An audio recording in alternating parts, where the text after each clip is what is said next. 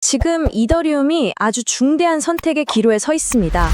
네트워크의 정체성이라 할 수 있는 핵심 원칙을 지켜낼 것인가, 아니면 현실의 거대한 규제 압력 앞에서 한 발 물러설 것인가.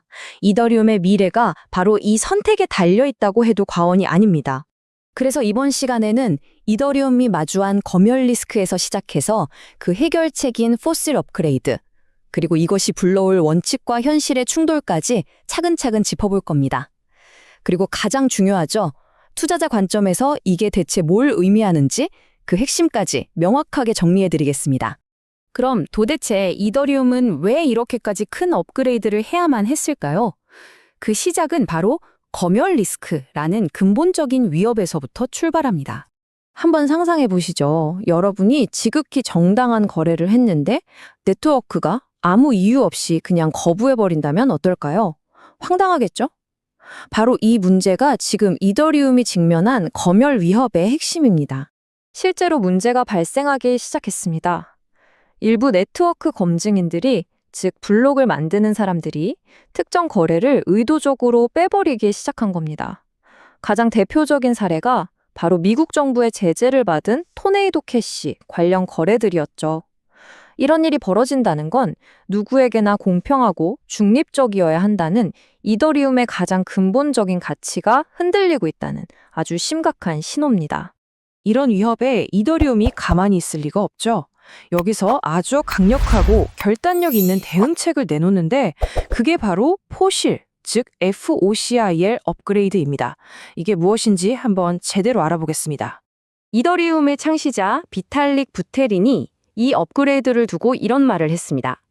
이더리움은 강하게 간다. 정말 짧고 굵은 한마디죠. 여기에 이번 업그레이드에 대한 확고한 의지가 다 담겨 있다고 볼 수 있습니다. 목표는 아주 단순하고 명확합니다. 블록을 받는 검증인들이 이 거래들은 무조건 포함시켜 하고 지정된 목록에 있는 거래를 마음대로 뺄 수 없게 기술적으로 그냥 강제해버리는 겁니다. 이걸로 선택적인 검열을 아예 불가능하게 만들겠다는 거죠. 작동 방식도 생각보다 직관적입니다. 딱 3단계로 정리되는데요. 먼저 처리해야 할 유효한 거래들을 모아서 포함 목록이라는 리스트를 만듭니다.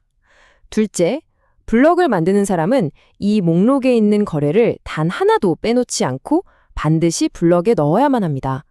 만약 이 규칙을 어기면 어떻게 될까요? 바로 3번째 단계로 넘어가서 네트워크에 있는 다른 참여자들이 이 블록은 규칙 위반이야 하면서 그냥 거부해버립니다. 한마디로 검열을 시도하는 것 자체가 불가능한 구조를 만드는 겁니다. 그런데 이렇게 강력한 해결책에는 항상 대가가 따르기 마련이죠. 이 업그레이드가 이더리움이 추구하는 이상과 검증인들이 처한 현실 사이에서 아주 거대한 충돌을 일으키고 있습니다.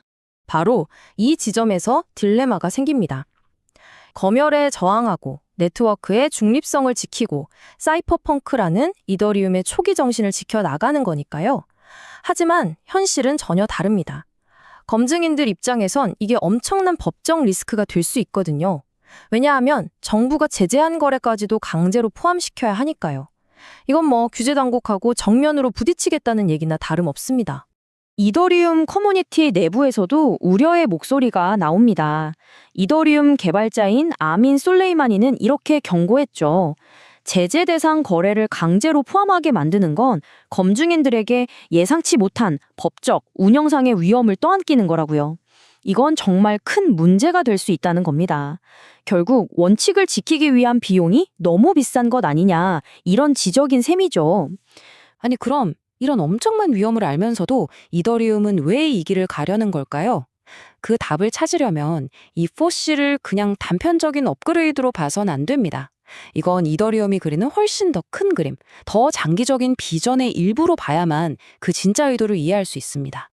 그 큰 그림의 핵심 키워드가 바로 계정 추상화, 즉 AA입니다. FOC는 그냥 혼자 작동하는 게 아니라 이 계정 추상화라는 또 다른 아주 중요한 업그레이드와 한 세트로 움직이도록 설계됐습니다.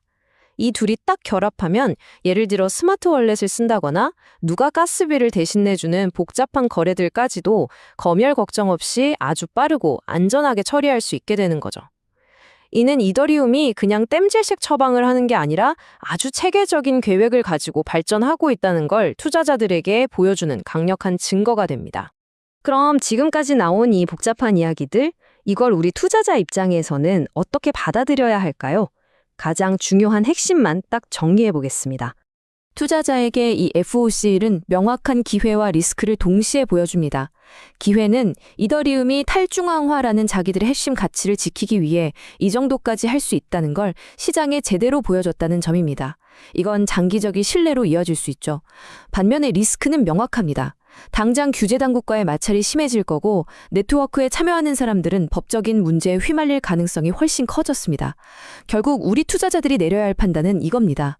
이 선택이 과연 이더리움의 장기적 가치를 더 단단하게 만들 것인가, 아니면 감당 못할 규제 폭탄을 불러올 것인가, 이 질문에 대한 답을 찾아야 합니다. 원칙을 지키기 위해 현실의 거대한 벽을 정면으로 뚫고 가겠다. 이것이 이더리움의 선언입니다. 과연 이더리움은 이 험난한 길의 끝에 무사히 도달할 수 있을까요? 어쩌면 그 결과에 따라 이더리움뿐만 아니라 블록체인 생태계 전체의 미래가 결정될지도 모릅니다. 구독과 좋아요는 영상을 만드는데 큰 힘이 됩니다. 감사합니다.